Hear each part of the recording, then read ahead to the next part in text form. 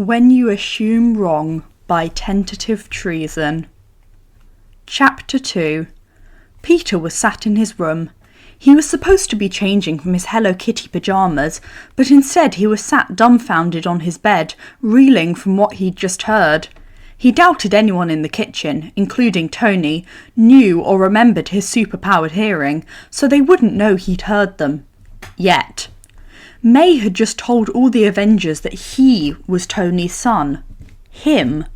There had been no wavering or hesitance. She stated it like it was a fact.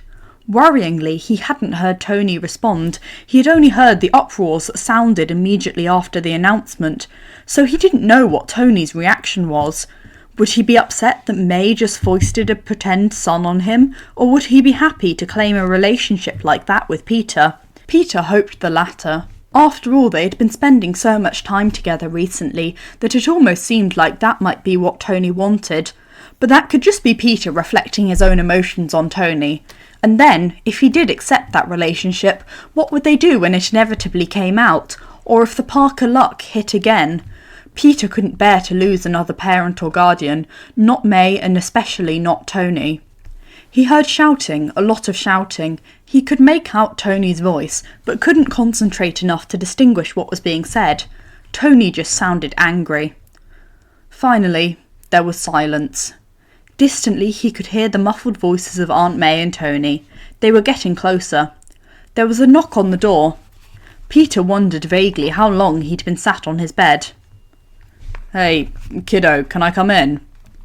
Tony sounded calm, but after all the shouting Peter had heard, he didn't know if it was put on or not. "Yeah." Peter curled up, wrapping his arms around his pillow for comfort. Tony opened the door slowly, seemingly unsurprised to see Peter still unchanged and curled up on his bed. "How much of that did you hear?" "Some. May, both of you told them I was your son." Peter refused to look at Tony. He didn't know what would happen if he did. Maybe he would see Tony's expression of laughter, as if they'd pulled a joke on the Avengers and it would all be one great laugh. If that happened, he didn't think he could share the amusement. He couldn't go through the motions of pretending to have a father that secretly all he wanted was for that to actually be true. In the doorway of Peter's bedroom, Tony debated what to respond. He could say that he agreed with May because it would keep Peter's secret identity hidden. He could say that that was all there was to it, but that wouldn't be the truth, and Peter deserved better. He agreed because he wanted Peter to be his son. After all the betrayals he'd had in his life, his father, Obadiah, Steve, he needed something stable in his life. He wanted that to be Peter. And he didn't want to hide that from Peter. It wouldn't be fair to either of them. So he was going to tell Peter the truth about why he agreed with May, and just hope that Peter felt the same way. Tony edged towards the bed to sit beside Peter, moving the newest Lego Death Star model over to make room. "Peter, I don't want you to think that I'm trying to replace your parents, or Ben. But when May said that, when I confirmed it, I wasn't just saying it to keep your identity secret." Tony waited a moment, hoping Peter would raise his eyes. "Peter, I said it because I would love nothing more than to claim you as my son. I spoke with May after those little shits." Peter giggled at the language despite himself. "Left, and she gave her permission. So, if you want to, and only if you want to, would you like to become my son?" Peter felt his world stop. Is this real? Tony Stark wants him to be his son. "Peter?" "Why?" The question was out of his lips before his brain could catch up with him. He felt a blush creep up his neck, so he spoke quickly before Tony could reply. "I mean, I know why. It's 'cause I'm Spider-Man, but No." That stopped Peter short. His gaze fixed back onto Tony's devastated face. "Peter, that's not true. I didn't ask you because you are Spider-Man. I asked you because I love you. I love you because you are Peter Parker. You're a certified genius, someone who listens to his music too loud at night, who likes pineapple on pizza, who didn't want to go crime fighting because he had homework. You have an obsession with Lego and nerdy shit, and you're the kindest person I've ever met. I love you because you are Peter Parker, and you just so happen to also have superhuman powers." Tears were filling up Peter's eyes, and he didn't know how to stop them. You don't have to say yes, but whether you do or not, powers or not, I will love you as if you are my own kid, no matter what. Peter flung himself at Tony, wrapping his arms around Tony's neck, and Tony hugged back just as fiercely. They both ignored the crunching sound, which was most likely them crushing the half-built Star Wars model. Comparatively, it was hardly of importance. As Peter's tears abated, Tony pulled back. He looked into Peter's face. I don't want you to assume anything, but was that a yes? Peter choked out a laugh. Yes, I would love to be your son. He smiled tearfully, and Tony responded in kind, hugging him again. Who would have thought they would go from Tony saying that we aren't there yet for hugging to asking him to become his son? This is like a dream come true. After actually wiping away the tears and getting changed, Peter and Tony emerged from Peter's room. May sat at the kitchen table, all dressed, with a coffee mug in hand. She looked up and they entered the room. Her expression was nervous as she spotted the tear tracks down Peter's face, but the moment she saw his smile, she beamed. You said yes. Peter nodded, glancing between Tony and May, as though checking to see this was all real. I said yes. Peter Parker is officially going to be my son. The pride in Tony's voice was unmistakable. The three of them drew into one big group hug, each unable to hold back their excitement and gleefulness. Once they'd settled back down for breakfast, the realities of the situation began to kick in for Peter. Can I still call you Tony? Tony startled a little at the question, glancing to May for assurance. You can, if you'd like, but if you want to, that is, you could call me Dad. Dad? Dad. Peter tested the word. It wasn't a word he remembered ever using before, but from the way Tony's face lit up when he said it, he knew he would be using it a lot more from then on. Okay, then, Dad. Tony merely grinned. What will happen now? What do you mean? Will anything change with Aunt May? Will I have to live here full time? Realising Peter's concern, Tony wanted to assuage his fears. No, not if you don't want to. We can keep doing what we do now. Whenever your aunt is free, you can stay with her. Otherwise, you can stay here, at home. And what about my name? I can still keep Parker, right? Yeah, kiddo, of course. Your parents were called Parker. Your Uncle Ben was called Parker. Aunt May is called Parker. It's your name. I won't make you change that. But if you want to, you can use the name Stark as well. It doesn't have to be right away, but if you want to, in the future that is, you can. Peter nibbled at his bottom lip, considering. I don't think I want to now, at least not until school is over. I don't think anyone there would understand, except maybe Ned and MJ. Well, that's your decision. As for telling people, we won't do that until you're ready, okay? Peter felt a rush of anxious realisation run through him. But what about the Avengers? If you told them, they could tell other people. May soothingly reached to rub Peter's back, calming him. Sweetie, it's okay. Your dad, Peter felt his heart swell, had some words with them. He told them. May coughed embarrassedly, trying to find the words.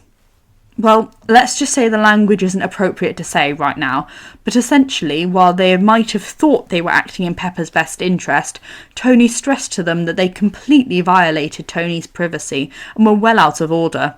They aren't allowed to come back until they've apologised, and they cannot tell anyone about you with fear of being sued so hard that they would have to be bankrupt several small countries to get out of it. So Peter, don't worry about the Avengers. Your dad has them covered. And what about Pepper? Tony felt his heart stutter. He hadn't even considered what Pepper's reaction might be to him now claiming Peter. Did that make him a bad person? It wasn't like they couldn't afford it, nor was it like Peter didn't already live with them, but Pepper might be upset at the lack of consultation or involvement. Too late now. That's not your concern, Peter, but just so you know, Pepper loves you too. He knew Pepper loves Peter. But beyond that, Tony didn't want Peter worrying about adult things. He only wanted Peter concerned with when to tell Ned and what homework he needed to do for Monday.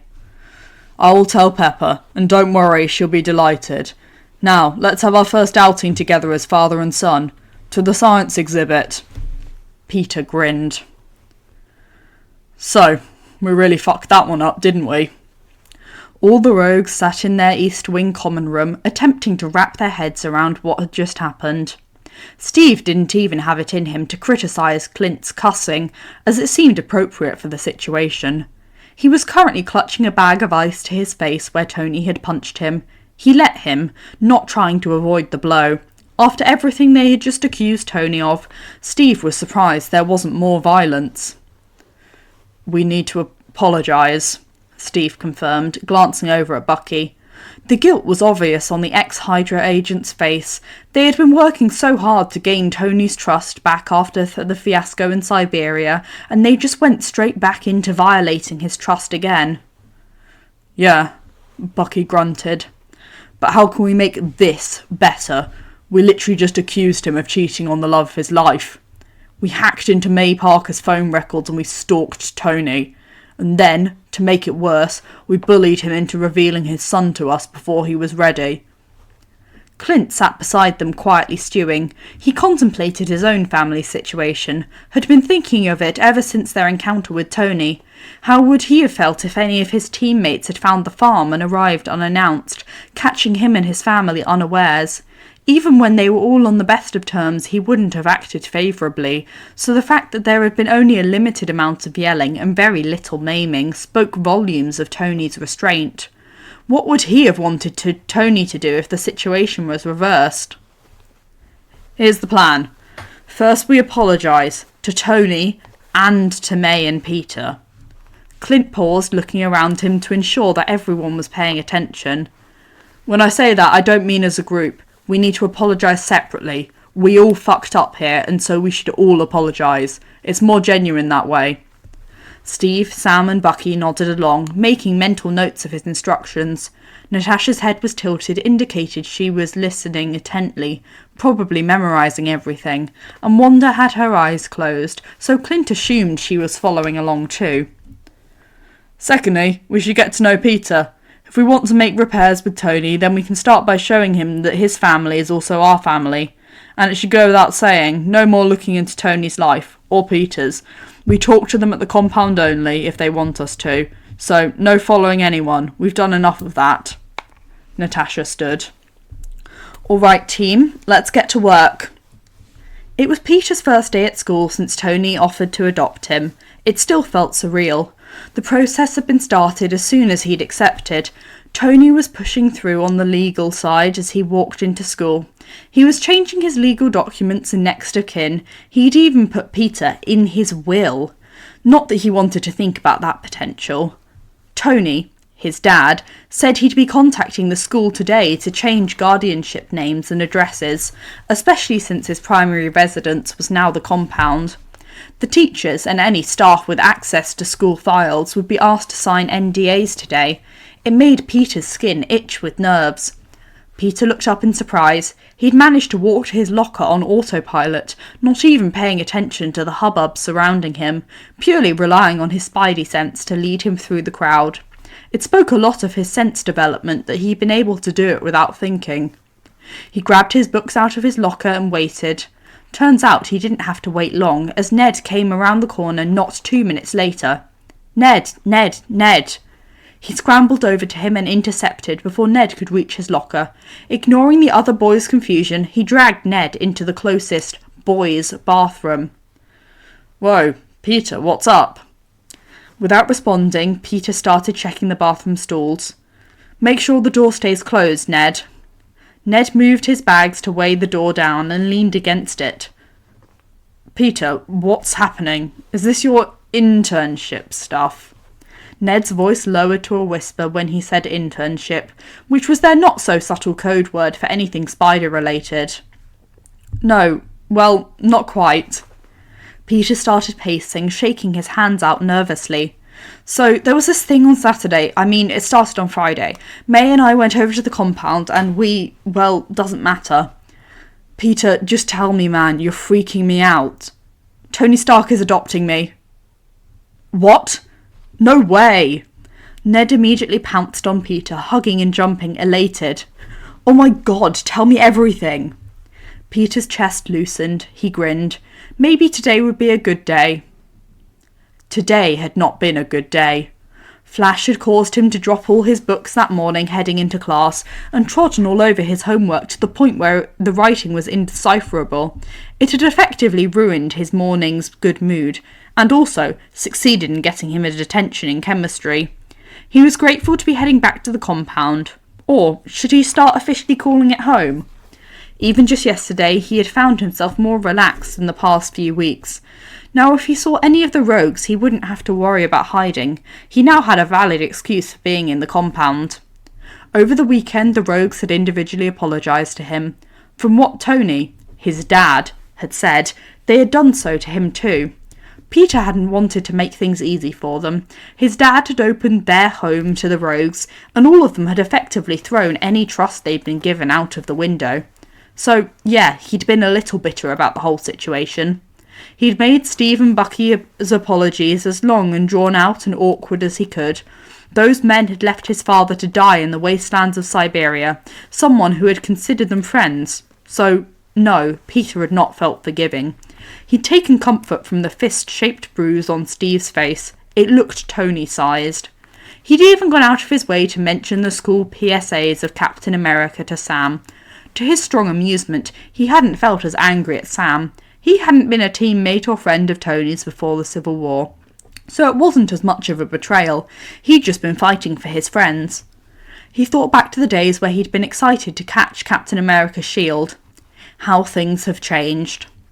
Since that fateful Saturday, the rogues had all gone out of their way to interact with him when they saw him.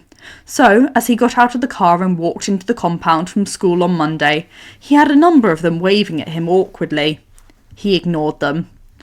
It was lucky Peter had the experience interacting with them as Spider-Man, otherwise he'd felt a lot more overwhelmed than he already did. The only Avenger who was succeeding in breaking past his barriers was the Black Widow, Natasha Romanoff. It helped that she had been on his father's side during the so-called Civil War, and that she hadn't left his father to die like he was nothing.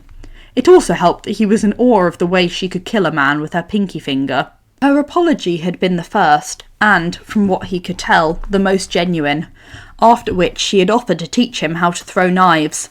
That's right, the Black Widow offered to teach him how to throw knives.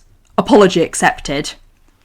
They were going to start immediately after school that afternoon. He'd asked Tony about it. He'd been hesitant at first, but agreed to it once Peter said that he'd still have time to spend in the lab with Tony. Arriving in the training room, he double-checked the doors to make sure it was the correct one. Peter found it empty. Shrugging, he started to stretch. His spidey sense tingled. It was an underlying buzz, not a cause for alarm, so he didn't move. A throwing star flew past his head and embedded itself in the wall beside him. Peter pretended to be shocked. As in, he swiveled his head around and had an exaggerated look of surprise on his face. Peter didn't know if he overdid it, but he already knew he wouldn't be getting any awards in drama this school year, so he doubted he did well. Awareness? Natasha dropped down from the rafters in a move that strongly reminded Peter of Hawkeye, making him wonder briefly if they ever had shared training. Is the key to any training, Stark Jr.? Just Peter is fine, Miss Widow. Natasha smiled. Natasha is fine, Peter. Peter was officially freaking out. This was one of the best days of his life. Once they began throwing the knives, Peter knew Natasha was surprised at his aptitude. He wondered vaguely if he should be pretending to be worse, but then again that might look even more suspicious. By the end of the session they had been moving on to moving targets. The moving targets Peter found much harder and would only get their outer body parts, as opposed to the head and heart he'd been getting previously. Natasha was a brilliant teacher, patient but critical where needed. He loved every second of it. Natasha? Yes, Malinky? Could you teach me Russian? Natasha smiled conspiratorially. Hey, Peter. As he walked into Tony's personal quarters, he was assaulted by a big hug. Ah! He flailed uselessly for a second before realising who was hugging him. Rhodey! Peter! Once back on the ground, Peter held his hand out seriously. Rhodey took it just as seriously and began to do their secret handshake, which had taken them an entire day to learn. Hey, Petey Pie, I'm the dad here. Where's my hug? Peter immediately launched himself at Tony, the novelty of the whole situation still rife. He stiffened, looking between Rhodey and Tony. Wait, you told Rhodey about it, right? Course he did, which means, little Peter, that you'll need to start calling me Uncle Rhodey. Peter beamed. You might be the only niece or nephew I get. Tony threw him an unimpressed look. Your sister is literally 6 months pregnant. How did Pepper take it? Tony, who still had his arms wrapped around Peter's shoulders, moved back to get a good view of Peter's face. She said, "Welcome to the family, Pete." And so the tears began again. A few days later, on Thursday night, Peter crept into his room from patrol. It had been a day or two, with all the madness since he'd been out, and the guilt had been overwhelming. Peeling off the suit, he winced. Moving over to the mirror, he caught a glimpse of his injuries. He had what looked to be severely bruised ribs and a black eye, but thankfully no cuts or bleeding. He snorted to himself. All the bleeding is internal. That's where blood is supposed to be. Damn, Brooklyn Nine-Nine is amazing. Hey, Friday? Yes, Junior. He couldn't resist rolling his eyes at the new nickname. Tony had been practically vibrating with joy when he'd done it. Add a copy of my injuries to the log, but don't wake Dad up. Let him see it in the morning. It's not that bad. He'd had a good night, all in all. He had stopped 2 muggings, walked a woman home after she'd been harassed, and bought a homeless man a hot dog. And then, of course, got caught up in a 3rd robbery gone wrong, with an extra lookout he hadn't spotted. Thankfully, he'd been able to wrestle one of their knives from them and pin the other to the wall with it. It had been very satisfying. Thank you, Natasha. Friday afternoon, Pepper was coming home. Peter was nervous. He didn't know how she had actually taken the news. He had only got Tony's word for it, and he knew Tony would try to protect him from bad news if she hadn't taken it well. He walked into the compound with trepidation. Malenki. Miss Pauk. He grinned at Natasha. She frowned back at him. What happened to your face? He startled. He had forgotten he still had a bruise, to be honest. He'd told Tony about it, and everyone at school had bought the excuse that he'd been hit by a baseball in the park, so he'd forgotten that other people might see it and be worried. It's nothing, don't worry about it. He tried not to shift guiltily. Who did this to you? No one. It was an accident, I swear. You're lying. Natasha's face crinkled with concern. Are you getting bullied? What? No, I mean, yes, but he didn't do this. Peter stumbled over his words. Who is bullying you? It's fine, it's just some dickhead called Flash. But it's fine, he didn't do this, he's just some kid. Natasha pursed her lips angrily, but nodded. We're still on for Sunday? Yeah, I can't wait. Entering their quarters, he came face to face with the disaster waiting to happen. There in front of him was May and Pepper laughing loudly and conspiratorially together, with Tony sulking in the corner. Hearing the ding of the elevator, Tony rushed over to Peter, whispering, Finally, I've been waiting for some backup. Sweetie! Aunt May held her arms out for a hug. Obligingly, Peter melted into it. He turned slowly round to Pepper, only to see her also open her arms invitingly. His face crumpled with relief. Peter, you are part of the family. You and your aunt. Don't ever let anyone tell you differently. Sir, the echoing voice of Friday rang out. Pizza has arrived. I guess family dinner is a go then. Peter glanced around at Aunt May, Pepper and Tony. Yeah, family. It was but a couple hours later that they got the call.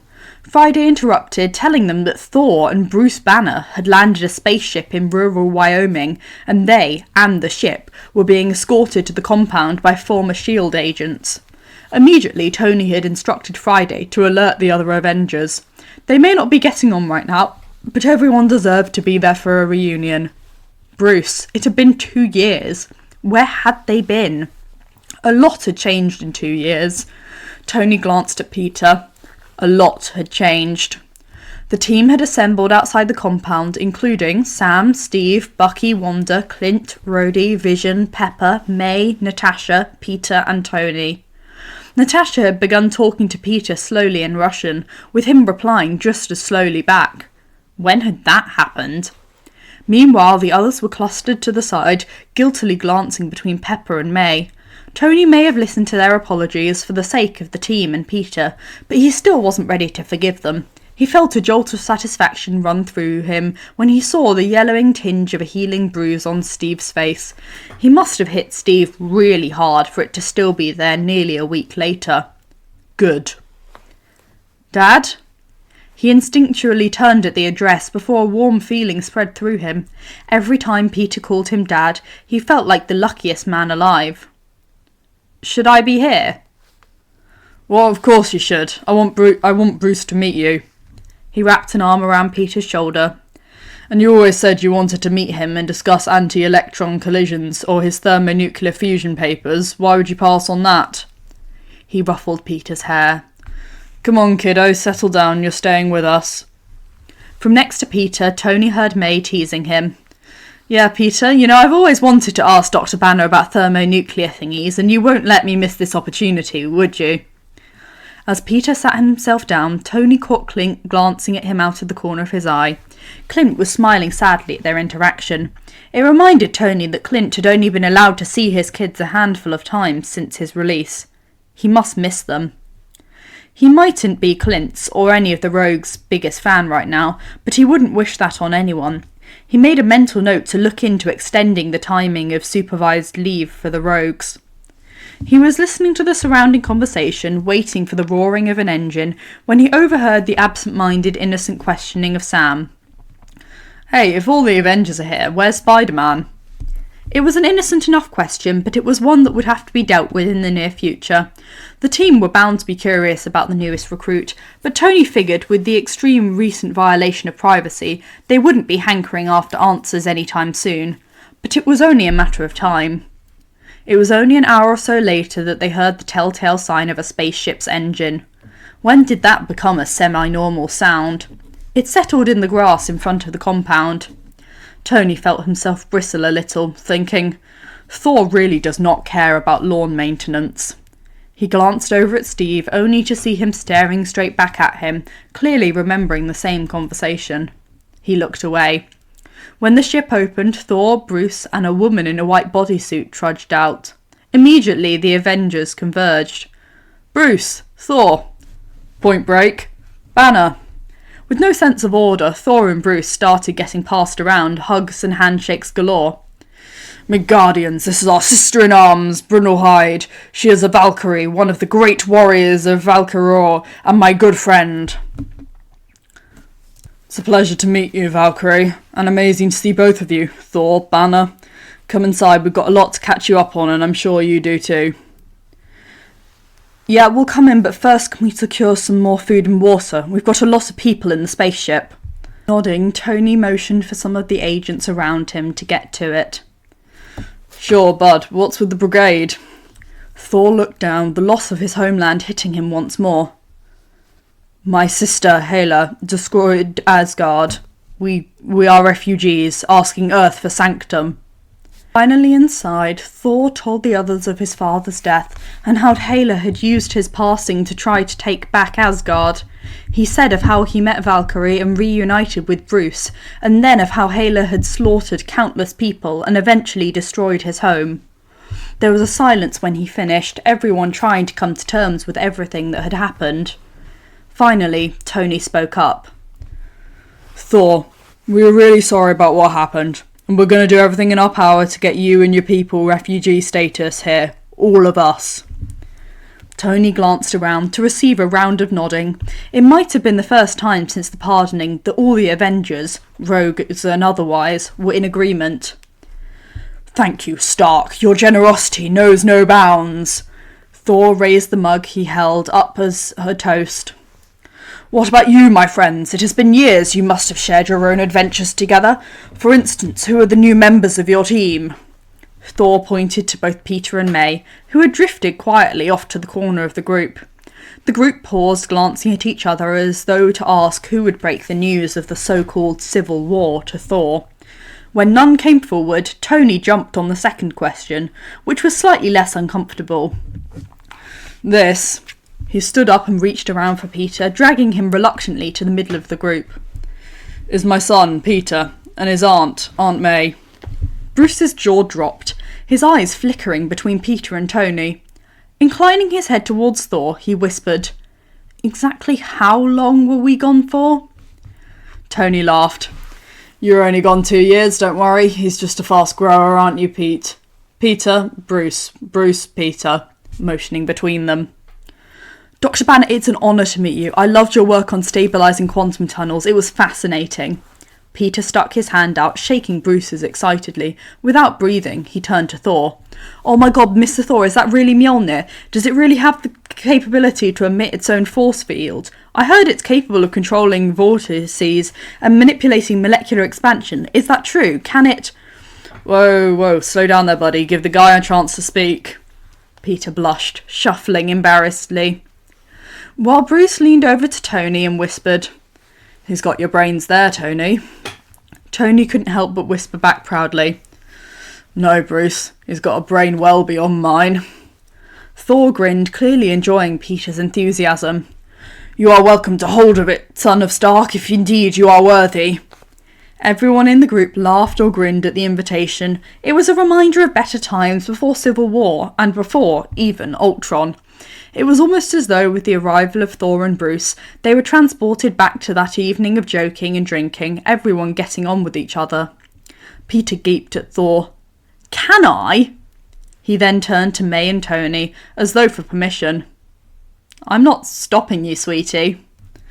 "Go for it, kid. I'd love to be the father of a king." Peter was practically vibrating with excitement. However, as he looked at the eager faces around him and back at the hammer, he was less and less sure he wanted to find out. "What are you waiting for there, Pete?" Maybe I shouldn't. I don't think I'm going to."